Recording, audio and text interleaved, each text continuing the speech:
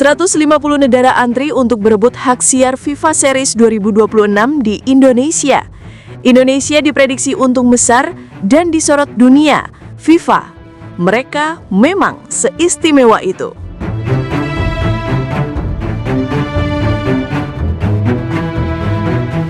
Bayangin sebuah turnamen baru yang niat awalnya cuma dibuat FIFA sebagai uji coba.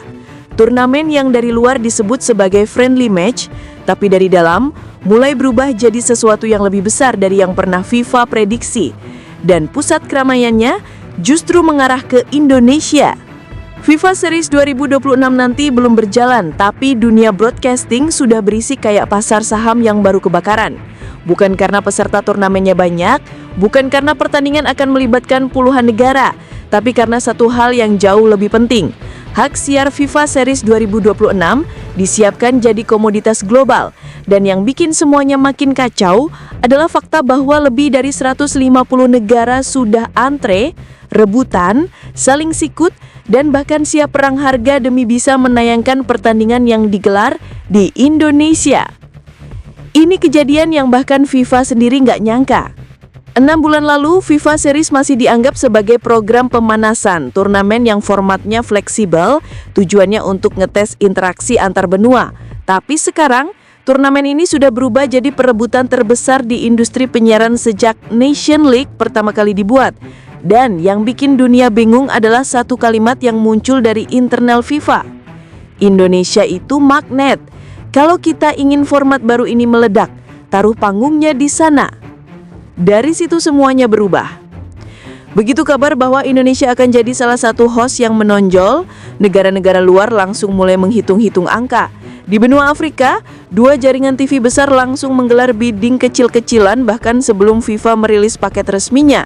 Di Timur Tengah, satu platform digital udah siap lempar penawaran yang kalau dikurs ke rupiah, cukup buat bikin beberapa liga lokal mati berdiri. Bahkan di Eropa, saluran-saluran olahraga sudah siap all in untuk satu alasan, pasar Indonesia bukan hanya besar, tapi pembawa momentum. Dan itu terbukti dari data, negara dengan fans base sepak bola yang aktif, bising, fanatik, dan loyal hanya muncul di beberapa titik global. Brazil, Turki, Mesir, beberapa negara Eropa Selatan, dan Indonesia. Jadi, ketika FIFA mengumumkan kalau Indonesia bakal jadi pusat cakupan FIFA Series, pasar dunia langsung kejang. Sampai ada rumor yang bocor di media Jerman. FIFA merasa Indonesia bisa bikin turnamen yang awalnya biasa aja jadi fenomena global. Rumor ini makin liar karena dalam satu pertemuan internal, seorang petinggi FIFA disebut-sebut bilang, mereka memang seistimewa itu. Dan kalimat itu jadi bensin buat seluruh industri penyiaran. Semua mengejar paket hak siar Indonesia. Bukan paket pertandingan negara mereka sendiri, tapi paket pertandingan yang melibatkan Indonesia sebagai host. Gila? Iya, tapi logis. Karena yang mereka lihat bukan sekedar pertandingan, mereka lihat masa depan. Masa depan di mana Indonesia tidak hanya jadi penonton, tapi jadi pusat arus sepak bola Asia. Turnamen baru, format baru, energi baru, dan dunia nggak mau ketinggalan momennya.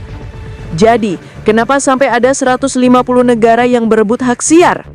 Jawabannya sederhana, turnamen baru itu ibarat peluang investasi. Semua negara mau jadi yang pertama yang menyiarkan format baru ini. Mereka mau jadi negara yang kelak bisa bilang, kami sudah menyiarkan FIFA Series sejak era pertama, sejak panggung utamanya ada di Indonesia.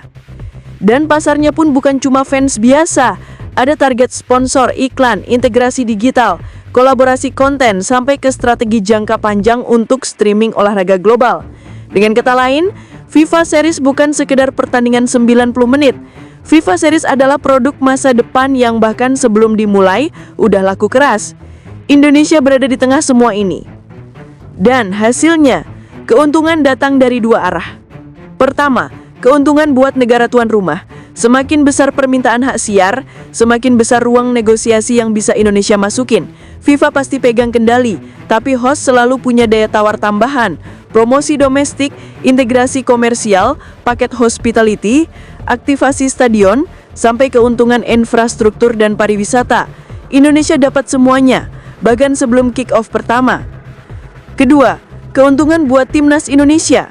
Karena semakin besar spotlight internasional, semakin besar pula tekanan FIFA untuk memoles kualitas pertandingan, termasuk lawan-lawan yang akan dihadirkan. Ada rumor yang beredar di bahwa FIFA mempertimbangkan memberi Indonesia kelompok sorotan, bukan kelompok berat, bukan kelompok mudah, tapi kelompok yang ditargetin biar rating global naik. Negara-negara dengan basis diaspora besar, negara dengan pemain bintang, negara yang punya historis panjang di turnamen mayor. Mereka dipilih bukan untuk menjatuhkan Indonesia, tapi karena pertandingan dengan atmosfer Indonesia akan punya nilai siar tinggi. Ada analis luar negeri yang sampai bilang, kalau host utamanya Indonesia, jangan kaget kalau FIFA pilih lawan yang punya daya tarik penonton. Ini turnamen baru, mereka butuh pertandingan yang benar-benar bisa bikin dunia berhenti scroll. Dan efek ekonominya pun langsung terasa. Sponsor mulai ngecek slot, brand global sudah mulai mapping, dan federasi lain mulai bersiap-siap karena mereka tahu satu hal. Kalau Indonesia perform bagus di edisi pertama, panggung ini bisa jadi milik Indonesia tiap tahun. Itu artinya ranking naik lebih cepat, exposure naik, dan pemain-pemain muda Indonesia akan terbiasa tampil di layar global.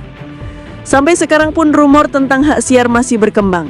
Ada yang bilang paket untuk wilayah Asia Barat harganya melonjak 3 kali lipat. Ada yang bilang beberapa negara Afrika siap bayar lebih mahal kalau pertandingan Indonesia masuk di jam tayang prime time mereka. Dan beberapa media Eropa bahkan menulis bahwa FIFA Series bisa jadi produk yang paling untung FIFA dalam 5 tahun ke depan.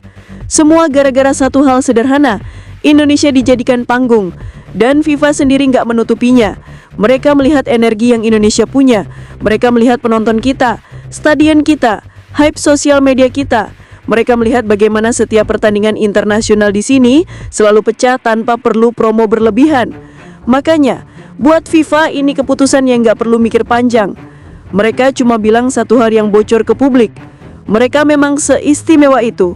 Dan begitu kalimat itu keluar, 150 negara langsung masuk antrean. Bukan antrean jadi peserta, tapi antrean untuk mendapatkan hak siar. Karena di tahun 2026 nanti, turnamen baru ini gak akan diingat dari siapa juara. Turnamen ini akan diingat dari satu hal. Di era pertama FIFA Series, Indonesia adalah pusat dunia.